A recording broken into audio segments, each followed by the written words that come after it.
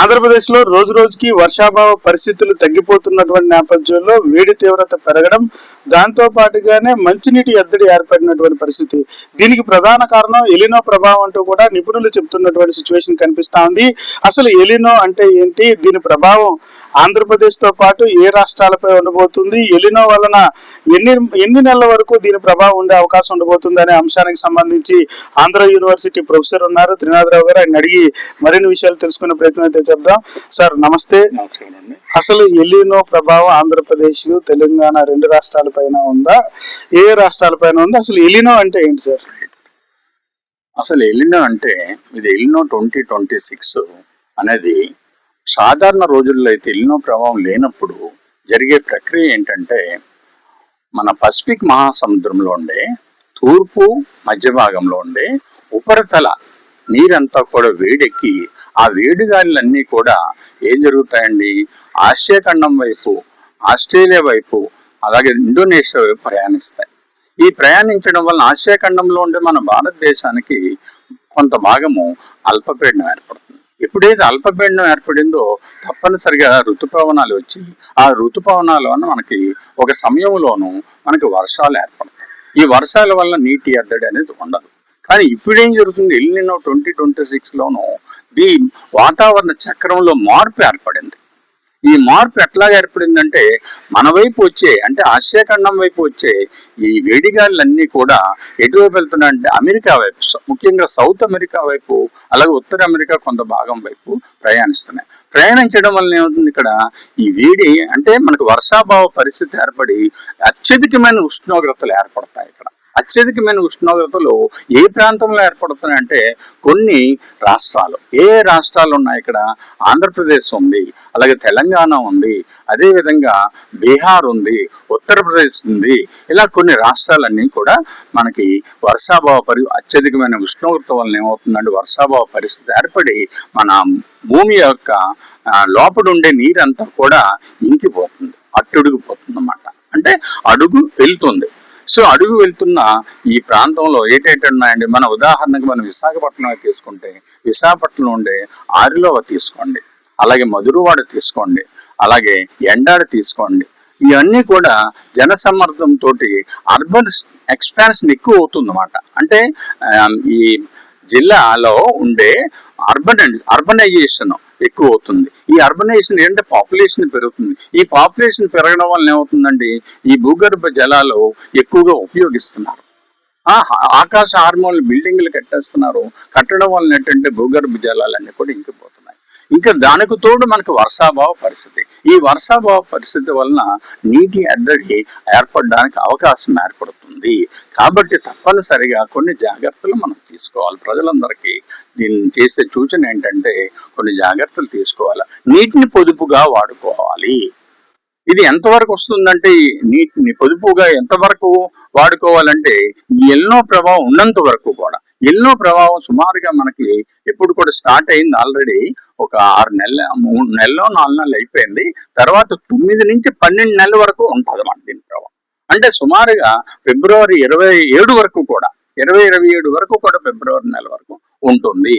ఆ తర్వాత సాధారణ స్థితికి రావడానికి ఉంటుంది. కానీ మళ్ళీ గ్లోబల్ వార్మింగ్ అనేది ఉంది. ఆ గ్లోబల్ వార్మింగ్ వల్ల మరలా మనకి ఉష్ణోగ్రతలో మార్పు సంభవించవచ్చు. అందువలన తప్పనిసరిగా ప్రజలందరూ కూడా ఈ నీటి ఎద్దడి ఏర్పడకుండా చాలా జాగ్రత్త తీసుకోవాలి. అలాగే ముఖ్యంగా ఖరీఫ్ పంటలు వేసుకున్నారు పల్లెల్లో ఉన్న వాళ్ళు కూడా ఈ ఖరీఫ్ పంటలు మానేసి మనకేంటంటే తృణధాన్యాలు ఎలాంటివండి, సజ్జలు, రాగులు, తర్వాత నీటి సౌకర్యం తక్కువగా ఉండే పంటలన్నీ కూడా తీసుకొని వేస్తే మంచిది, ప్రజలకు ఉపయోగపడుతుంది. సో ముఖ్యంగా ఏంటంటే నీటి వినియోగాన్ని తగ్గించుకోవాలి, నీటిని మనం పొదుపుగా వాడుకోవాలి. అదే విధంగా ఈ ఎల్నో ప్రభావము ఒకసారి మారిపోతుంటుంది. కాబట్టి తప్పనిసరిగా వాతావరణం యొక్క హెచ్చరికలు IMD వాళ్ళు ఇస్తారు, ఇండియన్ మెటీరియాలజికల్ డిపార్ట్మెంట్ వాళ్ళు ఇచ్చే హెచ్చరికలను ప్రతి ఒక్కరు కూడా గమనించి ఆ తగు జాగ్రత్తలు తీసుకోవాలి. తీసుకుంటే మనం ఫిబ్రవరి 27 వరకు కూడా ఎల్నో ప్రభావం ఉంటుందని ఊహిస్తున్నాము. అందుచేత చాలా జాగ్రత్తగా ఉండాలని నా ఎల్నినో ప్రభావం ఆంధ్రప్రదేశ్, తెలంగాణలో కొంత పాటలో ఉంది, కొంత పాటలో వర్షాలు పడుతున్నటువంటి పరిస్థితి. అయితే హిమాచల్ ప్రదేశ్ కానీ కానీ కొన్ని ప్రాంతాల్లో కేదార్నాథ్, బద్రీనాథ్ ఇటువంటి ప్రాంతాల్లో కొన్ని ప్రాంతాల్లో బాగా వర్షాలు పడుతున్నటువంటి పరిస్థితులు, వరదలు వస్తున్నటువంటి పరిస్థితి. దీనికి ప్రభావం ఎలినో ప్రభావం అంటారు? అది ఎలినో ప్రభావం కాదండి. జనరల్ గా ఏంటంటే ఆ ఏరియాలోనూ మనకి మేఘాలన్నీ కూడా ఎలా వస్తున్నాయి. మనకి చూడండి, ఈ రోజు విశాఖపట్నంలో మేఘావృతమై ఉంది, కానీ ఈ మేఘాల వల్ల వర్షం రాలేదు. ఈ మేఘాలన్నీ ఎటువైపు వెళ్ళిపోతున్నాయి? టువర్డ్స్ మంచుకొండల వైపు, అంటే అటువైపు హిమాచల్ వైపు, తర్వాత ఉత్తరప్రదేశ్ వైపు ప్రయాణిస్తున్నాయి. ప్రయాణించడం వలన అక్కడ ఎక్కువ వర్షం వస్తుంది, అదే విధంగా వరదలు కూడా ఏర్పడడానికి అవకాశం ఉంటుంది. ఇంకొక పాయింట్ ఏంటంటే, ఇక్కడ తూర్పు ఈశాన్య రాష్ట్రాలు ఉన్నాయి మనకి. ఈ తూర్పు ఈశాన్య రాష్ట్రాలు ఇప్పుడు కూడా వర్షం పడుతూనే ఉంటుంది ఇక్కడ. కానీ ఈ ఏడాది ఎన్నో ప్రభావం వలన తూర్పు ఈశాన్య రాష్ట్రాల్లో కూడా 60% వర్షం తగ్గిపోతుంది. వర్షపాతం 60% అండ్ అబోవ్ తగ్గుతుందని అంచనా వేస్తున్నాం. సరే, అయితే ఇక్కడ ఇంకో డౌట్ ఏంటంటే, ఆంధ్రప్రదేశ్, తెలంగాణలో ప్రతి సంవత్సరం అంటే లాస్ట్ ఇయర్ కానీ బిఫోర్ లాస్ట్ ఇయర్ కానీ ఎంత వర్షపాతం నమోదయ్యింది? ఈ ఎలినో ప్రభావం వల్ల ఎంత వర్షపాతం నమోదయ్యే ఆస్కారం ఉండబోతా ఉంది?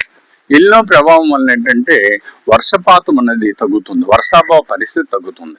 కానీ కిందటి సంవత్సరంతో పోలిస్తే ఈ ఏడాది చాలా తక్కువ తగ్గింది. ఇంత కారణం ఏంటంటే సుమారు ఒక 30% వర్షాభావ పరిస్థితి ఏర్పడింది. సుమారుగా, నేను కరెక్ట్ గా చెప్పలేను, సుమారుగా 30% వర్షాభావ పరిస్థితి ఏర్పడింది. అందువల్ల ఏమవుతుందండి, ఈ భూగర్భ జలాలన్నీ కూడా అడుగుకి వెళ్ళేయడానికి ఛాన్సెస్ ఉన్నాయి. ఉదాహరణకి మనము ఆరిలోవ తీసుకున్నాం.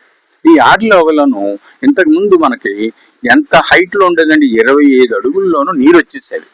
25 అడుగుల్లో వచ్చేసేది. కానీ ఇప్పుడు ఎంత అండి, 35 అడుగులు తీస్తాయి కానీ రావట్లేదు. సో అదే విధంగానే ఎండాడిలో కూడా ఇవన్నీ కూడా ఏంటంటే వాటర్ లెవెల్స్, అంటే దాన్ని యాక్విఫర్ కండిషన్ అంటారు అన్నమాట. ఈ యాక్విఫర్ అంటే రీఛార్జ్ జరగట్లేదు సరిగ్గా. రీఛార్జ్ జరగాలంటే ఏంటంటే భూగర్భ జలాలు ఇంకా ఉండాలి మనకి. అవి సరిగ్గా రాకపోవడం వల్ల ఏంటంటే నీరంతా కూడా అడుగు భాగానికి వెళ్ళి మనకి నీటి ఎద్దడి ఏర్పడడానికి అవకాశం వస్తుంది. ఓకే అండి, చూడొచ్చు. ఏదైతే రెండు తెలుగు రాష్ట్రాల్లో ఎలినో ప్రభావంతో వర్షాభావ పరిస్థితులు సాధారణం కంటే బాగా తగ్గిపోయినటువంటి పరిస్థితి. ఈ నేపథ్యంలో వర్షాభావ పరిస్థితులు తగ్గిపోతున్నటువంటి పరిస్థితుల్లో భూగర్భ జలాలు కూడా అడుగంటేటటువంటి పరిస్థితి ఉన్నటువంటి నేపథ్యంలో ప్రజలందరూ కూడా అప్రమత్తం కావాలి. ఇప్పటి నుంచే భూగర్భ జలాల వినియోగాన్ని పూర్తిగా తగ్గించుకుంటే రాబోయే కాలానికి మంచినీటి ఎద్దడి లేకుండా ఉంటుంది. లేకపోతే ఖచ్చితంగా మంచినీటి ఎద్దడి ఏర్పడేటటువంటి పరిస్థితులు ఉంటాయి. ఎలినో ప్రభావం ఫిబ్రవరి వరకు ఉండే అవకాశం ఉంటుందంటూ కూడా అంచనా వేస్తున్నటువంటి సిచ్యువేషన్.